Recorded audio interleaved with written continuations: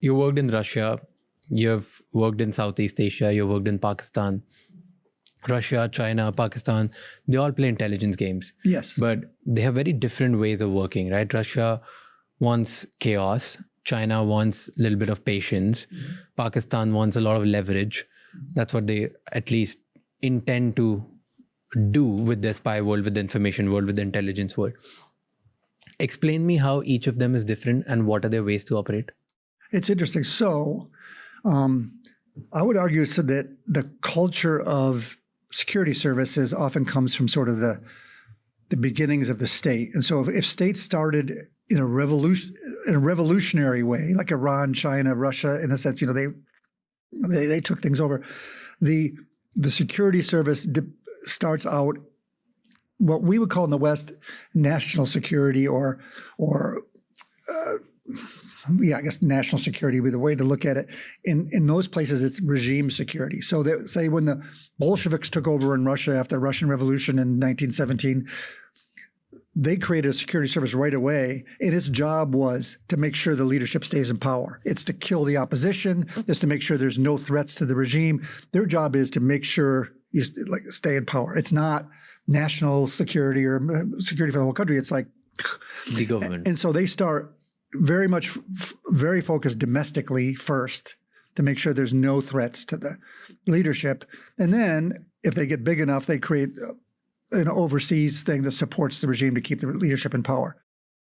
And so different regimes develop differently. So the Russians have developed this in this way. And also because when the Bolsheviks first took over, it was World War I, and they were worried that these much more established powers in Germany and France and England and others would be threatening to them. So they knew they couldn't take them on head on. So like I said, they created asymmetric means. So they said, okay, we can't deal with them straight on with their military. We're going to create these subversion to weaken them from the inside and to use, Communist Party to infiltrate these places and to create disinformation and false narratives and use assassination and all these other kind of things. And so the way security services grow and where they come from depends a lot.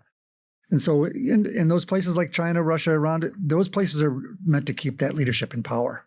If that leadership actually is out of power, those guys are gone too, right? True. So it's a completely different thing. Whereas, in your country, my country, if the leadership changes, generally those people still stay. Like in the CIA in general, when there's a new president, they might put in a new director. But everyone else in that place are professionals. They stay there. I worked for Reagan and Bush and Clinton and Obama. Like it didn't make much of a difference. We were very focused on, doing what we thought to get intelligence to help them, policymakers, as best as we could. So it didn't matter. So when you look at different places, it depends. So Russians, again, very focused on domestic oppression and keeping leadership in power.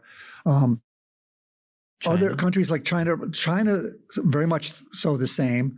The one thing with China is they now, as they are growing and becoming more powerful, they want to sort of own the 21st century. It's interesting when you look at Russia, we look at them in the States as, as both sort of either enemies or challengers or what have you. And Russia is losing the 21st century. Essentially, they're sort of losers, and they want to just overthrow the system and create chaos. And like you mentioned, China wants to own the 21st century. They don't want to overthrow the system that they benefit on of trade and because they're making lots of money, they're making lots of relationships. And so they are building a much more powerful and much larger ability. They did come from revolutionary roots, so they're going to be very powerful and control their population inside. And they're also going to use a lot of these cyber attacks and others to weaken others on the outside. But they're building a large, whereas most countries don't have that worldwide. So the United States has, worldwide interests. So we're everywhere. You could argue Russia, for a country with an economy the size of Portugal, still has a worldwide presence of spy stuff, because spying, you have a KGB president, and you have a place where the spy services sort of run the government. It's the most important organization, and you can argue in the country, more important than the military or the diplomatic service or what have you. Other places, like you talked about Pakistan. Pakistan, again, it's focused just in its neighborhood. It's like probably 90% focused on you, on India. It's probably trying to create problems and focus on Afghanistan, and it actually created the Taliban, but it's created a terrorist problem for itself, which it now has to deal with and try. So they have to focus on all of those things. But there's not like Pakistani spies in South America running around doing much, because that's not. And it's the same with Israel. Israel is a very skilled security service, but it's very focused on its neighborhood out to as far as Iran. And it does have people, others more for liaison purposes and in other kind of places. I mean, I worked in the Balkans. I worked with the security services there. Again, they're very focused on threats to their country that we can help them with, but they don't have, big tentacles going everywhere. Nowadays, I would argue that most of the Chinese, the Russians, the Americans, the Israelis do. The British, in many ways, because of sort of the legacy of still have not a full worldwide capability, but much more so than you'd think for the size of the country. So different services are very different in the way. India? India is very.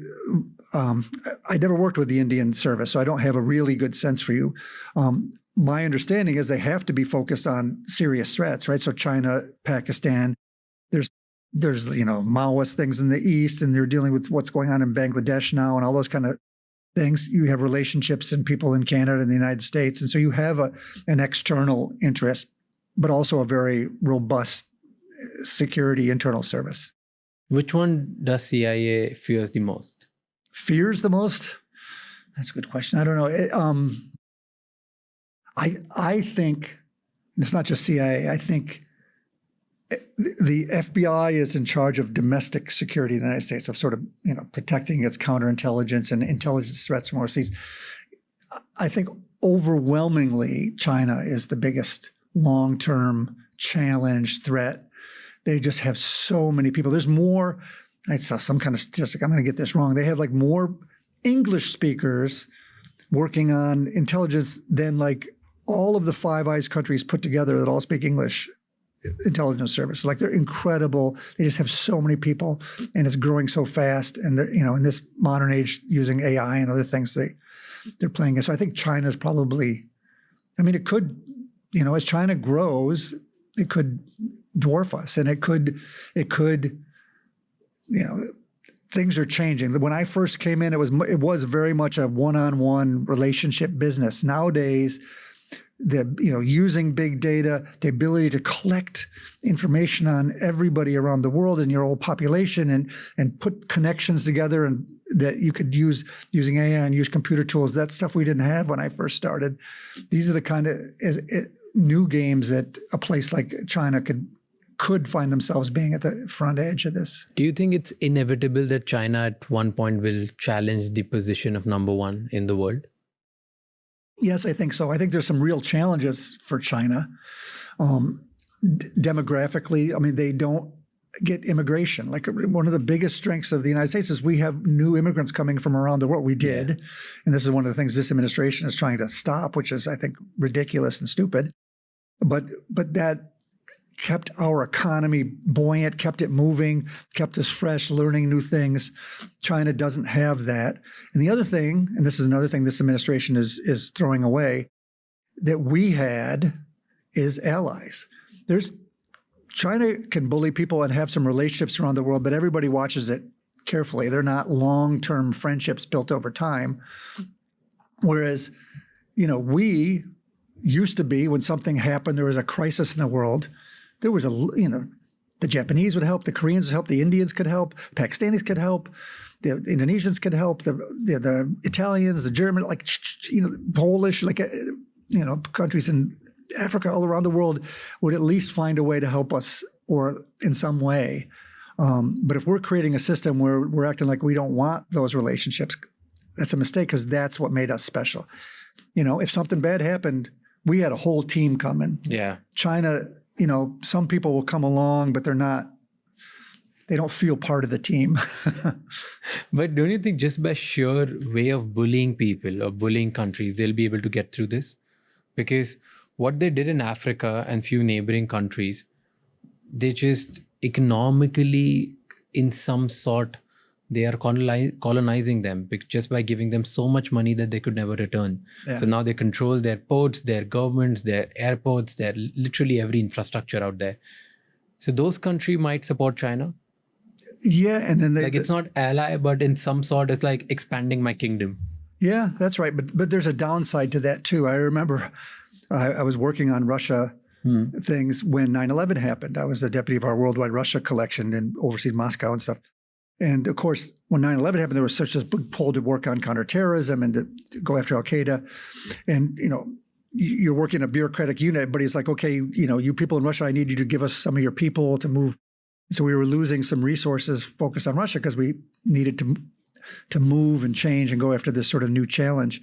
And I remember talking to a senior officer saying, hey, this is tough because we got some really important things happening in Russia. The Russians are doing this, Russians are doing that. And he said, listen, don't worry, because the Russians will always do something. They'll overpush their hand, and eventually we'll have to realize, like, okay, they've gone too far, and you'll get back resources. And China's done sort of the same. You've seen it economically. There's places in the Balkans and in Africa where, yeah, they went in and they put a lot of money into building bridges and roads and infrastructure, but they often brought in their own people who were racist towards the locals, who, got involved in corruption. And so the government was happy when the investment and money came in, but then they started to realize those relationships aren't real. We're being mistreated. Our people are being mistreated. They're really in it for themselves. They don't really care about us.